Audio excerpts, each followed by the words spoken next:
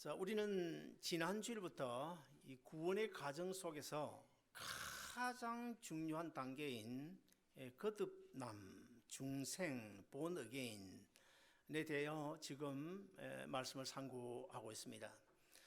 신구약 성경 전체를 보더라도 가장 중요한 교리는 바로 거듭남의 교리입니다.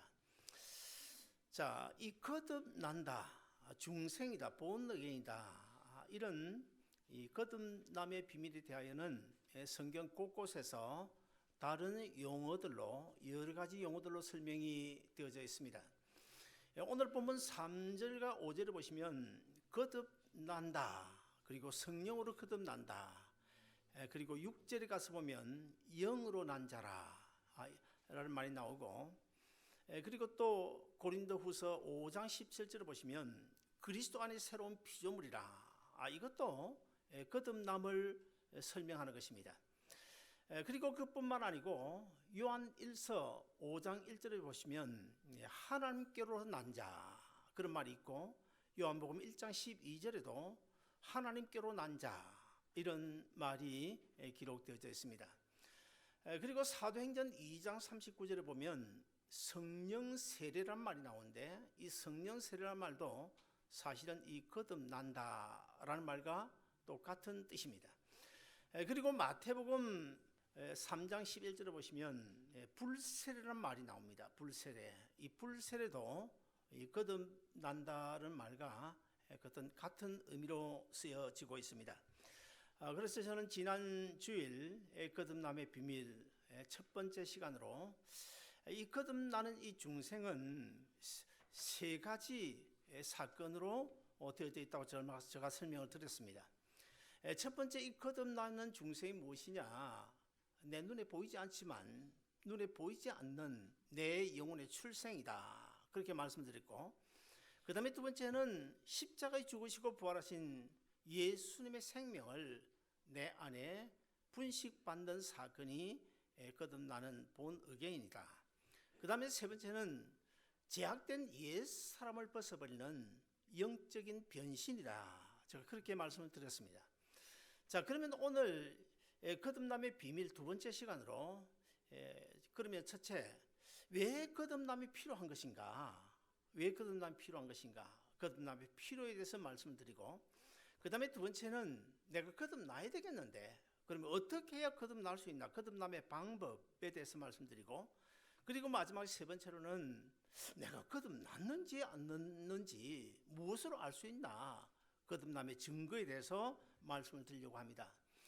먼저 왜 born again, 왜 거듭나야 하는 것일까? 거듭남의 필요, 왜 그럴까요? 자, 인류 역사를 한 손에 지시고 온 우주 만물을 섭리하고 다스리고 계시는 우리 하나님의 목적, 하나님의 궁극적인 목적이 무엇일까요? 그것은 Kingdom of God, 하나님 나라 건설입니다. 우리가 세상에서도 어떤 나라를 건설할 때는 반드시 세 가지 요건이 필요합니다. 제일 먼저 뭐가 필요할까요? 땅이 있어야 됩니다. 영토가 필요합니다. 그 다음에 두 번째는 주권이 필요하고, 그 다음에 세 번째로는 국민이 있어야 됩니다. 그래서 한 나라가 건설되기 위해서는 유엔이나 전 세계적으로 인정받기 위해서는 세 가지 요건이 갖춰야 되는데, 이것은 주권과 영토와 국민, 이 세 가지 있어야 됩니다. 이와 똑같이 하나님의 나라도 이 세 가지가 필요합니다. 제일 먼저 그 하나님 나라의 주권, 하늘나라의 주권은 누구에 있을까요? 바로 하나님에게 있습니다. 그 다음에 두 번째, 그러면 하늘나라 영토는 어디 있냐? 하늘나라 영토 어디 있냐? 나중 우리가 죽은 이후에 예수님 재림하셔서 부활할 때는 지금 이 몸으로 부활하는 것이 아니라 영화로운 몸으로, 신령한 몸으로 부활하게 되고, 그래서 우리 영혼이 부활한 육체와 더불어서 하늘나라에 들어가게 되는데, 그 하늘나라 그럼 어디 있냐? 어디? 이 지구상 어느 끄트머리에 있나? 아니면 저 2층 하늘, 3층 하늘에 있나? 어디에 있나? 그것은 십자가에 죽으시고 부활하신 예수님이 40일 동안 이 세상에 계시다가 승천하시지 않습니까? 승천하신 이후에 나중에 이 세상에 재림주로 오실 때까지 하는 신령한 하늘나라를 만들어 놓고 오신다고 성경이 불분명히 말씀하고 있는데, 그러면 우리 요한복음 14장 2절 3절을 한번 같이 읽어보시겠습니다. 같이 했습니다. 시작. 내가 너희를 위하여 처소를 예비하러 가노니 가서 너희를 위하여 처소를 예비하면 내가 다시 와서 너희를 내게로 영접하여 나 있는 곳에 너희도 있게 하리라. 자, 여러분 요한계시록 21장이나 22장에 보시면 하늘나라가 어떤 곳인지를 아주 자세하게 설명을 하고 있고, 그리고 요한계시록 외에도 구약성경 에스겔서나 아니면 또 베드로전서 1장 3절 4절 같은 경우에도 하늘나라가 어떤 곳인지를 설명을 하고 있습니다. 사도 요한이 밤모섬으로 기양을 갔습니다. 기양살이를 하던 어느 날 영계가 열렸어요. 영의 눈이 열렸어요. 그래서 하늘나라를 보게 되는데, 자, 사도 요한이 본 그 하늘나라 얼마나 신비롭고 얼마나 화려하고 얼마나 찬란한지, 도대체 이 하늘나라, 내가 본 이 하늘나라를 이 지상에 살고 있는 모든 그리스도인들에게 내가 어떻게 설명을 해야 될까, 아무리 생각해도 설명할 방법이 없는 거예요. 방법이 없는 거예요. 그래서 그 당시에 사도 요한 생각에 이 지구상에 지금 이 시대에 가장 귀한 것이 무엇일까? 그래서 보석들을 하나 둘 살펴보기 시작합니다. 그래서 12보석 그리고 진주와 정금 같은 이런 보석으로 꾸며져 있는 곳이 하늘나라다, 그렇게 설명을 하고 있는데, 그래서 어떤 사람들은 문자 그대로 보고 하늘나라는 12가지 보석이나 진주와 금으로 정금으로 꾸며져 있다, 그렇게 생각하지만 결코 그렇지 않습니다. 그것은 어디까지나 상징적인 의미의 보석들입니다. 무슨 말인가 하면, 제가 한 25년 전으로 기억이 되는데 그때는 제 삶이 말이 아니었습니다. 너무너무 중요한 문제, 내일 아침에 돈 한 몇천 불 있어야 되는데 이거 큰일 났습니다. 없으면 안 돼요. 반드시 내일 아침에 있어야 되는데 없으면 안 돼요. 그래서 그날 일을 나갔다가 집으로 들었는데 정확하게 아마 오후 3시 15분경으로 기억이 됩니다. 침대에 들어 누웠습니다. 들어 누워서 그냥 하나님 앞에 대들었습니다. 하나님, 내가 무엇을 그렇게 잘못했나요? 내가 태어나서 예배당에 뒹굴면서 오늘까지 한 번도 주일 예배 빼먹은 적이 없고, 한 번도 11조 하지 않은 적이 없고, 하나님의 교회를 위하여 이것저것 할 수 있는 최선을 다하여 주님을 섬겼는데 왜 하나님께서 나를 이렇게 낮추시는 것입니까? 하나님, 뭘 내가 잘못했나 하면 하나님이 이야기 좀 말 좀 해보세요 하고 대들었습니다. 채시 앉은 자리 풀도 안 난다. 그래서 사실 육체적인 눈에서 눈물은 안 흘렸지만 우리 채시들은 가슴으로 눈물을 흘립니다. 우리 여기도 채시들이 몇 분 계신데 거의 대부분 이 가슴으로, 마음으로 눈물을 흘립니다. 정말 많이 울었습니다. 그렇게 하나님 앞에 대들고 제 아내는 밖에서 글을 쓰고 있는데 갑자기 하늘에서 음성이 들려옵니다. 네가 이것 가지고 그러느냐, 내가 회복시켜 주겠다. 그런 음성이 들려오는 거예요. 그 음성이 들려오고 나서 즉시 천장을, 지붕 그 방 천장을 쳐다보니까 예수님께서 십자가에 달리신 그 조그마한 그 나무 십자가가 하나 딱 서는 거예요. 딱 서더니 이 십자가가 변하는 겁니다. 크게 방 전체 지붕을 크로스를 해가지고 크게 변하면서, 어떤 식으로 변하냐, 처음에는 분명 나무 십자가였는데 이 십자가가 제가 뭐라고 표현을 할 수 없을 정도로 유리로 된 것인지 정금으로 된 것인지 도대체가 설명할 수 없는 너무나 찬란하고 화려한 그런 십자가 크로스를 만들면서 딱 서는 거예요. 그게 아마 상당히 한 10조 20조 됐을 것입니다. 그래서 제가 그 뒤에 이런 설명을 하면서 제 아내에게 아니면 다른 사람에게 이야기를 해야 되는데, 뭘로 만들어진 십자가냐 설명할 길이 없는 거예요. 나는 분명히 화려하고 찬란하고 정말 신비로운 십자가를 봤는데 뭘로 만들었다고 설명할 수가 없는 거예요. 제 생각에는 그냥 정금이 어떤 것인지 모르지 정금 같더라, 그렇게밖에 설명할 수 없었습니다. 그래서 사도 요한도 밤모섬에서 하늘나라를 보면서 너무 신기하고 너무 찬란하고 너무 화려해. 그래서 그 주위 당시에 있던 여러 가지 보석들 이름을 써서 하늘나라를 설명하고 있는 자, 이렇게 해서 우리 주님께서 이 하늘나라를 장차 우리를 위해서 이미 예비해 놓으셨는데, 자, 그러면 영토 문제 해결됐습니다. 주권도 해결됐습니다. 그 다음에 세 번째, 이제 하늘나라의 국민이, 백성이 있어야 되는데, 그러면 하늘나라의 백성은 어떻게 할 것인가? 베드로전서 1장 4절에 보시면 하늘나라를 이렇게 설명합니다. 하늘나라는 썩지 않고 새하지 않고 더럽지 않는 나라다. 그렇게 설명해요. 자, 그러면 그 하늘나라, 썩지 않고 더럽지 않고 새하지 않는 하늘나라인데, 우리는 어떻습니까? 이 지구상에 살고 있는 아담의 후손인 모든 인류는 재투성이잖아요. 재투성이. 재 문제 때문에 나이 들어가면 늙어 쇠하게 됩니다.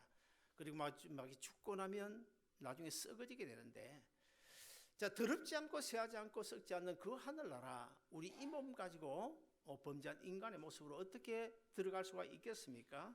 그래서 이 썩지 않고 더럽지 않고 쇠하지 않는 천국에는 아무도 들어갈 수가 없는 것입니다. 자, 우리 범죄한 인간이 얼마나 추악한지를 갈라디아서 5장 19절부터 21절에 보시면 이렇게 설명하고 있는데, 우리가 같이 한번 읽어보실까요? 시작. 육체의 일은 현저하니 곧 음행과 더러운 것과 호색과 우상숭배와 술수와 원수를 맺는 것과 분쟁과 시기와 분냄과 당 짓는 것과 불리함과 이단과 투기와 술 취함과 방탕함과 또 그와 같은 것들이라. 자, 여러분, 저기에 여러 가지 추악한 죄인의 그 모습들이 나오는데요. 여러분, 저기서 벗어날 수 있는 이런 범죄에서 벗어나실 분이 있습니까? 저도 절대로 벗어나지 못합니다. 아무도 벗어날 사람 이 지구상에 없습니다. 자, 그래서 뭐가 필요합니까? 그래서 새로운 사람으로 거듭 태어나는 거듭남, 본 어게인이 필요하다는 것입니다. 인간이 아무리 고상해도 이처럼 너무너무 추악한데, 재투성이 들어온 인간, 늙고 병들어 죽으면 썩어질 수밖에 없는 인간, 열린 무덤과 같이 해칠한 무덤처럼 정말 추악한 범죄한 인간이 어떻게 썩지 않고 새하지 않고 더럽지 않는 하늘나라에 들어갈 수 있겠습니까? 그래서 갈라디아 5장 21절에 이렇게 결론 짓고 있습니다. 이런 일을 하는 자들은 하나님의 나라를 유업으로 결코 얻을 수 없느니라. 무슨 말입니까? 한마디로 재투성이 범죄한 인간은 하늘나라 백성이 될 수 없다는 것입니다. 하늘나라에 들어갈 수 없다는 것입니다. 그래서 뭐가 필요합니까? 죄 씻음 받고 예수님의 생명으로 거듭 태어나는 본 어게인 중생 소명 영으로 난 자, 그리스도 안에 새로운 피조물, 하나님께로 난 자가 의 변신이 필요하다는 것입니다. 자, 그러면 그 다음에 두 번째로는 그럼 우리가 어떻게 해야 거듭날 수 있나? 거듭남의 방법입니다. 거듭나는 이 중생 어떻게 해야 거듭날 수 있나? 제가 지난 주일에 잠시 이런 식으로 말씀드렸습니다. 유교적인 어떤 사고로 아니면 불교적인 사고로 제가 이렇게 설명을 드렸습니다. 아무리 우리가 목탁을 두드리고 돌을 닦고 깊은 산중에 들어가 가지고 무아의 경지에 들어간다고 하더라도 결국 그것 가지고는 거듭날 수 없다고 말씀드렸습니다. SKY 나오고 무슨 학박사 학위 가지고 거듭날 수 있는 것도 결코 아니라고 분명히 말씀드렸습니다. 자, 그러면 어떻게 거듭날 수 있는 것입니까? 예수님 십자가 죽으시고 부활하신 예수님의 생명, 예수님 믿음으로 그 생명을 소유하는 길 외에는 거듭날 수 있는 방법이 절대로 없다는 사실을 우리가 분명히 알아야 되겠고요. 그리고 사람은 이 세상에 태어날 때에 자기 스스로의 의지 가지고 태어나지 못합니다. 내가 태어나고 싶다고 해서 태어난 사람 이 세상에 아무도 없습니다. 사람이 세상에 태어나지 않는 그것은 두 가지로 우리가 설명할 수 있는, 첫째는 전적인 하나님 뜻이고 두 번째는 부모의 의중에 달려 있는 것입니다. 이와 같이 우리가 예수 믿고 거듭나는 이 사건도 내 인간적인 어떤 지식이나 경험이나 이치와 상식으로 될 수 있는 것이 아니라 전적인 십자가 주시고 부활하신 예수님을 나의 구주로 믿고 그분의 생명을 내 안에 분식받는 길 외에는 할 수 없다는 사실을 우리가 분명히 알아야 합니다. 자, 오늘 본문을 보시면 니고데모가 예수님에게 이렇게 질문을 하죠. 어떤 질문을 합니까? 예수님께서 니고데모에게 이런 말씀을 하십니다. 니고데모야, 사람이 거듭나지 아니하면, 물과 성령으로 거듭나지 아니하면 하늘나라에 들어가기는커녕 하늘나라로 볼 수도 없느니라 그렇게 말씀해요. 그때 니고데모가 예수님께 또 이런 반문합니다. 그렇다면 우리가 늙어서 다시 어머니 모태에 들어갔다가 태어나야 되는 것입니까? 이런 질문을 반문을 해요. 그때 예수님께서 뭐라고 대답하시는가 하면 바람을 비유로 들어서 이 거듭남에 대하여 설명을 하고 있는데 오늘 본문 8절도 우리 한번 같이 읽어보시겠습니다. 다 같이 읽습니다. 시작. 바람이 임의로 불매 내가 그 소리를 들어도 어디서 오며 어디로 가는지 알지 못하나니 성령으로 난 사람은 다 이러하니라. 여러분 바람 보셨습니까? 바람이 눈에 보입니까? 눈에 보이지 않습니다. 그렇다고 해서 바람이 없습니까? 눈에 안 보이도 바람은 있습니다. 바람이 분다 불지 않는다 뭐를 통해서 알 수 있습니까? 나무가지가 흔들리는 것을 봐서 바람이 불구나, 동남풍이 불구나, 서북풍이 불구나 우리가 알 수 있는 것입니다. 바람은 눈에 보이지 않지만은 눈에 보이지 않는 어떤 힘에 의하여 불어오게 되는데 그와 똑같이 우리가 예수 믿고 거듭나는 이 사건도 우리 눈에 보이지 않지만은 성령님의 역사하심으로 십자가에 죽으신 부활하신 그 예수님의 생명을 우리에게 운반하여 내 안에 심어주심으로 우리가 거듭날 수 있다고 예수님이 오늘 본문에서 말씀하고 있는 것입니다. 자, 그렇다고 한다면 우리가 거듭나기 위해서 우리가 할 수 있는 일은 무엇일까요? 어떤 상황 속에서 우리가 거듭나지는 것입니까? 첫째는 생명인 말씀과 내 심령이 부딪힐 때, 만나게 될 때 거듭남의 놀라운 역사가 일어나게 되는 것입니다. 구약 성경 에스겔서 37장에 보시면 에스겔이 성령에 이끌려 어디로 갔습니까? 에스겔 골짜기로 갔습니다. 그 빈 메마른 골짜기 갔더니 이게 웬일입니까? 아주 메말라 빠진 그런 해골과 뼈들이 그냥 가득 쌓여 있는 거예요. 그때 하나님께서 에스겔에게 저 뼈들을 대하여 내 말을 내가 대언하라 그렇게 명령을 해요. 그때 에스겔이 뭐라고 선포합니까? 에스겔이 생기야 사방에서 와서 저 마른 뼈들에게부터 살아나라고 하는 하나님의 말씀을 대언하게 됩니다. 자, 에스겔이 대언한 이 생명인 말씀이 그 마른 뼈들과 부딪힐 때에 그 마른 뼈들이 새로운 생명을 얻어 아주 큰 군대가 되어지는 그런 사건이 에스겔 37장에 기록되어져 있습니다. 그리고 사도행전 2장에 보시면 오순절 마가의 다락방에서 120문도가 성령 세례를 받는 쉽게 말하면 거듭나는 그런 놀라운 장면이 거기에 나오지 않습니까? 자, 그때 어떻게 120문도가 거듭나게 되어졌습니까? 베드로가 창문에 설교를 해요. 십자가 부활의 설교를 합니다. 그러자 이 무리들이 베드로의 설교를 듣고 어떤 반응을 나타냅니까?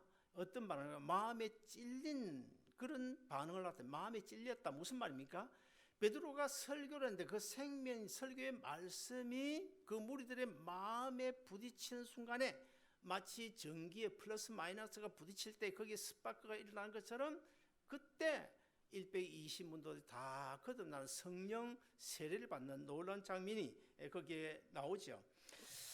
자, 그래서 우리가 거듭나는 것은 생명의 말씀과 내 심령이 부딪힐 때 그게 거듭나는 놀라운 역사가 일어날 수 있다. 그 다음에 두 번째는 십자가에 죽으시고 부활하신 예수님을 만날 때 우리가 거듭나지는 놀라운 역사가 나타나게 되는 것입니다. 갈라디아서 2장에 보시면 사도 바울이 다메섹 도시에서 예수님을 만났어요. 예수님 만나고 예수님 만나긴 했지만 그는 완전히 변화가 되지 않아요. 그래서 자기 마음속에서 지금까지 자기 자신을 지배하고 있던 죄의 세력과 예수님의 생명이 막 그냥 다툼을 벌이는 그런 장면이 나옵니다.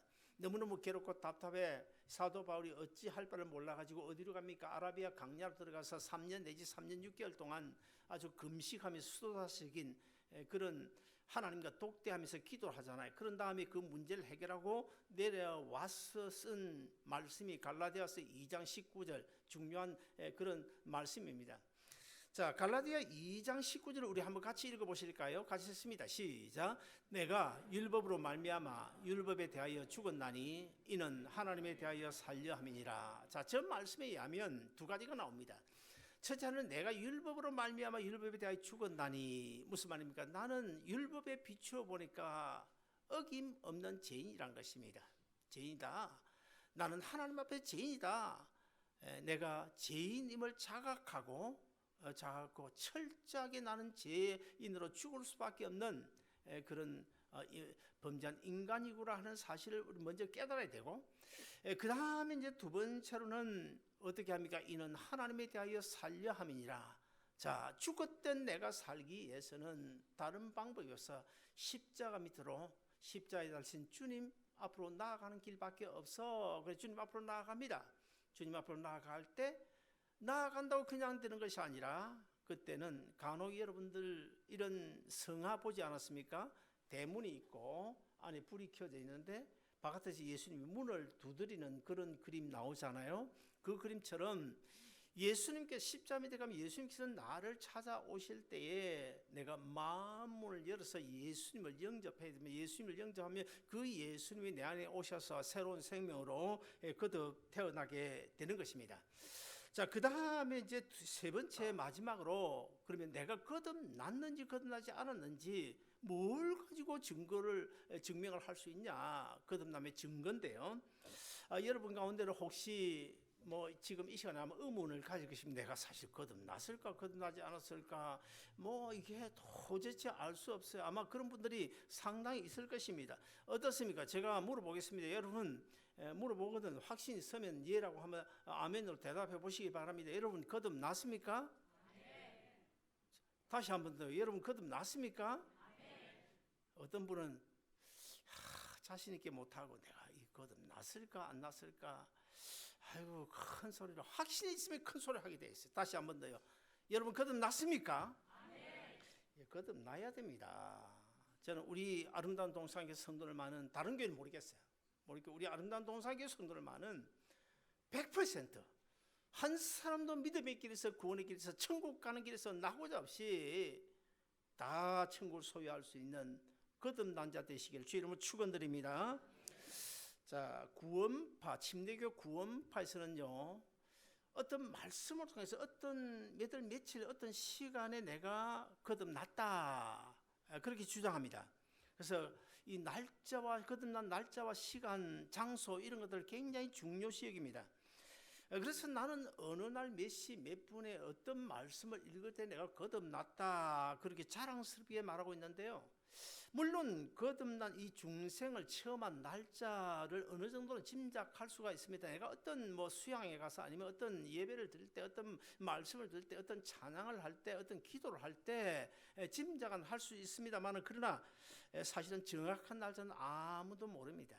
아무도 모르. 짐작은 할 뿐이지 내가 며칠 몇 시 어떤 말씀을 어떻게 거듭났다, 그렇게 알 수는 없는 것입니다. 그리고 또 사실 그 날짜가 중요한 것도 아닙니다. 거듭났냐 안 났냐 이게 중요하지, 그 날짜가 무슨 소용이 있습니까? 그리고 짐작할 뿐이 정확하지도 않습니다.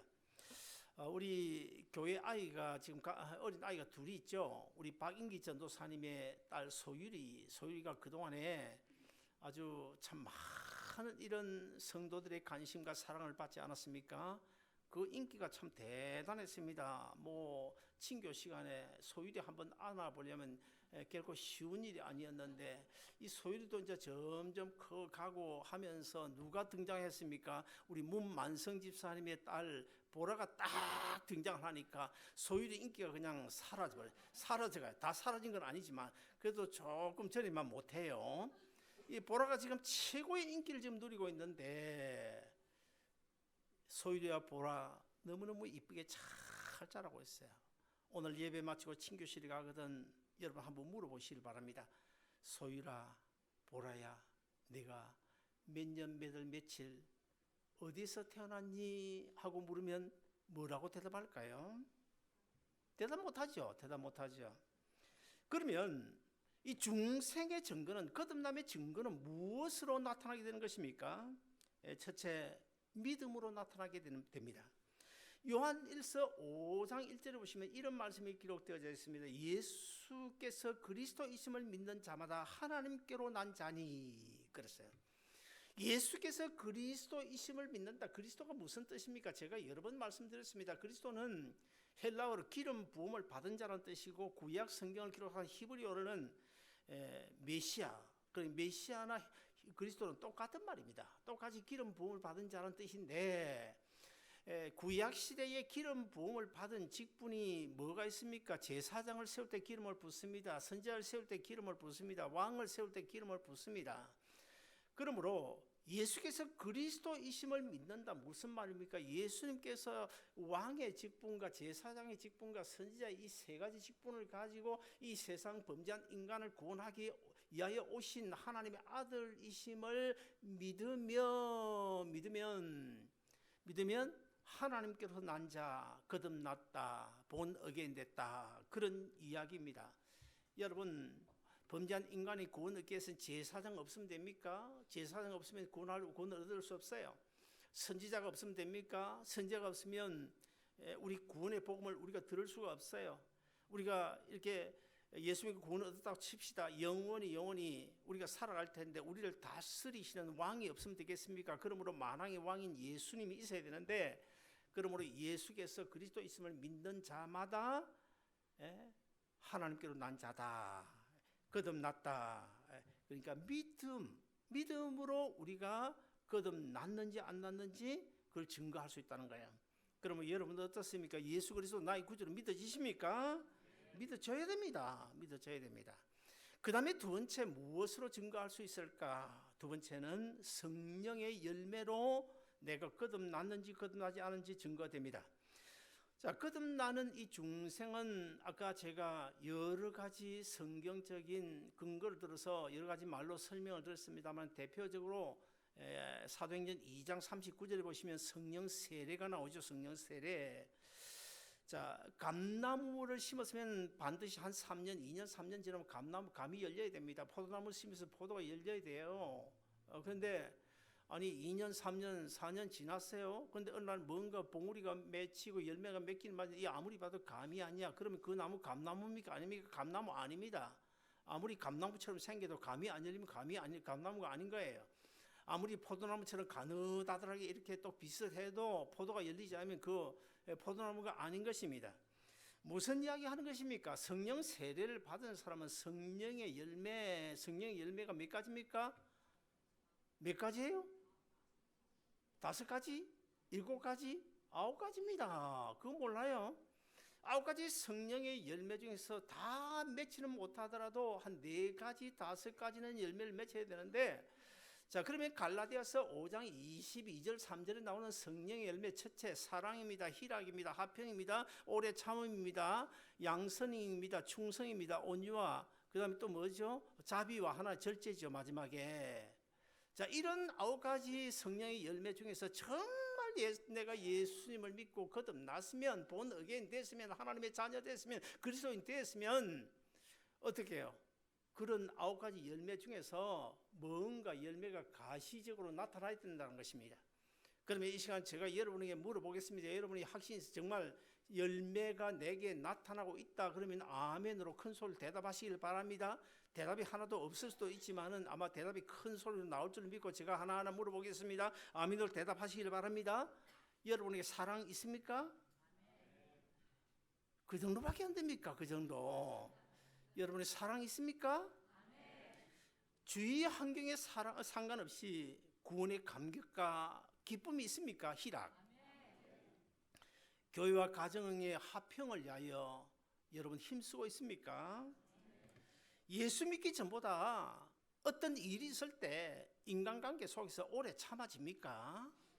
옛날보다 조금, 다 참아지지 않지만 조금은 더 옛날보다 참아져야 돼요. 그리고 내 마음에 안 드는 사람도 너그러운 마음으로 용납이 되집니까?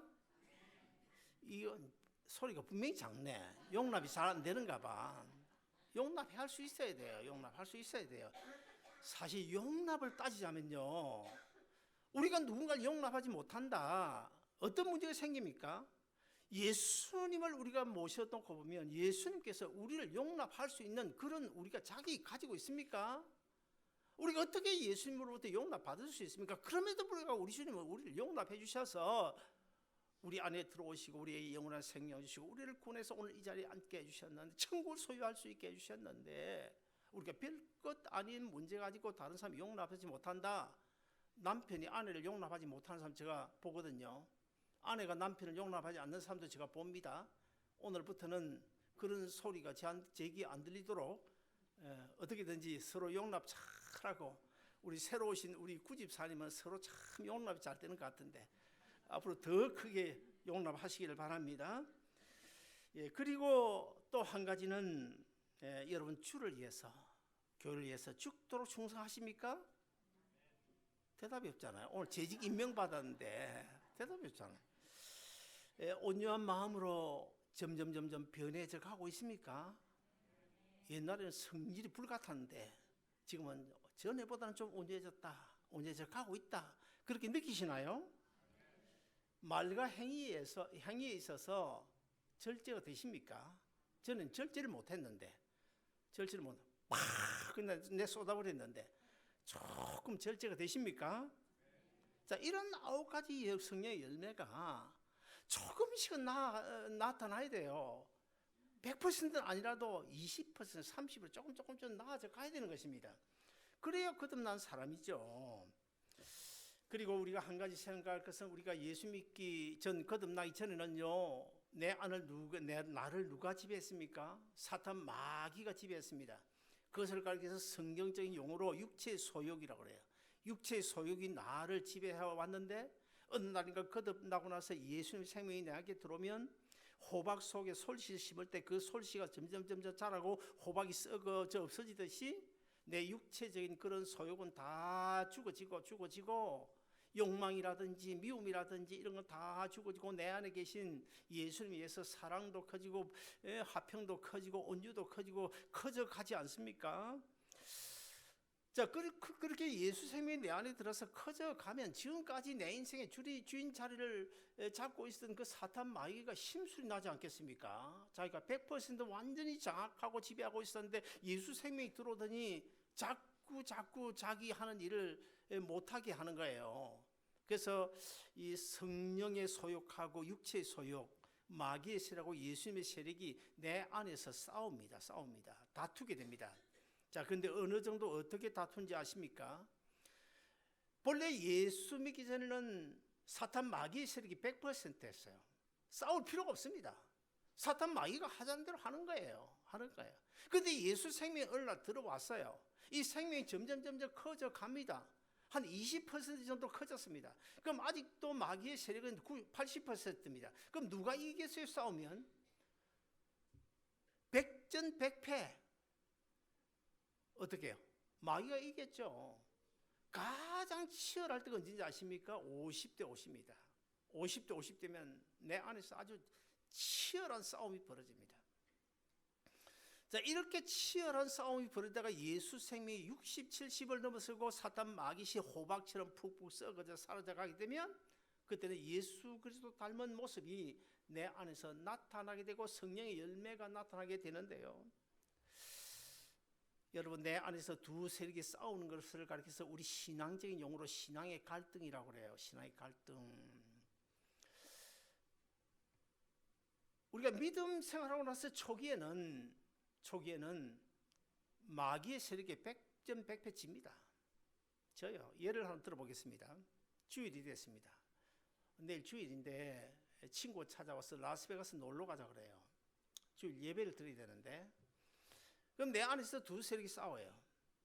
아니, 내일 주일인데 내가 집사가 돼가지고 주일 예배 빠지면 안 돼. 주일 예배 빼먹고 라스베가스 가면 안 되지. 그러면 한쪽에서 뭐라고 합니까? 아니야, 괜찮아. 주일 한번 빠지는 거 어때? 괜찮아. 안 되지. 된다, 안 된다. 내 안에서 싸우는 거야. 싸우다 결국 졌어요. 그래서 라스베가스 갔습니다. 자, 결국 져서 라스베가스로 갔다 하더라도 주일 예배 못 지키고 갔다 하더라도 내 안에 싸움이 있었다. 신앙의 갈등이 있었다. 이거 좋은 겁니까? 안 좋은 겁니까? 좋은 겁니다. 왜 좋은 겁니까? 신앙의 갈등이 있다고 하는 사실은 뭘 이야기하는 것입니까? 내 안에 예수 생명이 있다는 증거이고 내가 거듭났다는 증거예요. 아직 좀 신앙이 좀 약해서 좀 질 뿐이지, 아직은 그렇다 할 뿐이지 갈등이 있다는 것은 좋은 겁니다. 금요일 저녁 예배가 8시인데요. 일 갔다 와서 피곤합니다. 8시 예배 내가 가야 되나 말이나 두세 개 싸웁니다. 싸우다가 결국 털썩 주저앉아서 TV 틀었습니다. TV 틀어도 TV를 틀긴 틀었는데 마음은 어디가 있습니까? 한 번씩 문득문득 생각나요. 교회 지금 8시 5분이면 지금 아마 기도하는 시간, 지금 찬양하는 시간이지, 뭐 설교하는 시간이지, 좀 불안해요. 불안하면서 끝까지 TV 보고 그냥 예배 안 왔습니다. 아직까지 성령의 세력이 좀 약하다는 거예요, 이야기가. 그래도 그 싸우는 건 좋은 거예요. 비록 금요예배 못 왔지만은 갈등이 있다는 건 좋은 겁니다. 그 전혀 갈등이 없다. 뭐 예배를 8시인지 7시 생각도 안 나고 지금 뭐 설교 시간이 아예 생각 안 나요. 너무너무 재밌어. TV 틀어놓으니까 재밌어. 요즘 정치 문제 유튜브 틀어놓으니까 얼마나 재밌어요. 심각한 문제입니다. 전혀 생각이 안 난다. 왜 심각한 문제입니까? 혹시라도 아직까지 내 안에 예수 생명이 없는 것은 아닐까? 내가 본 어게인 되지 못한 것은 아닐까? 거듭나지 못한 것은 아닐까? 우리 조심스럽게 한번 짐작을 해봐야 됩니다. 사랑하는 여러분, 거듭나는 이 중생도요, 하나의 출생입니다. 처음 예수 믿고 교회 나오면요, 갓난 아기하고 똑같이 오줌 싸고 똥 삽니다. 사실 우리 어른들이 신앙생활하면서 똥 싸고 오줌 산다 말이 안 되지만, 갓난 아기가 태어나면 오줌 싸고 똥 싸고 뭘 압니까? 아무것도 몰라요. 그런데 이 갓난 아기는 두 가지 아는 것이 있어요. 첫째 하나는 내가 엄마 젖꼭지 없으면 죽는다. 그거 알아요. 누가 갓난 아기에 누가 가르쳐 줬습니까? 엄마 젖꼭지 여기 찾아가서 빨아야 돼. 누가 가르쳐 준 적이 있습니까? 할아버지 가르쳐 줬나요? 할머니가 가르쳐 줬나요? 가르쳐 준 적이 없어요. 그럼에도 불구하고 아이가 태어나게 되면 제일 먼저 하는 게 뭡니까? 엄마 젖꼭지를 찾아서 막 지금 들이밀는 거예요. 왜요? 엄마 젖꼭지 아니면 난 죽는다는 거예요. 난 죽는다. 그 다음에 두 번째로 이 어린아이가 아는 게 뭡니까? 다른 거 아무것도 몰라도 엄마의 채취는 느낍니다. 엄마의 채취는 느껴요. 그렇잖아요. 다른 사람이 안았을 때 불편해. 그런데 엄마가 탁 안으면 그냥 조용하게 포근하게 그냥 잠이 들잖아요. 엄마 채취는 알아요. 그와 똑같이 우리 예수 믿는 성도들도 처음 예수 믿고 거듭나서 처음 초신자들의 경우에는 성경도 몰라요. 찬송도 몰라요. 헌금하는 것도 몰라요.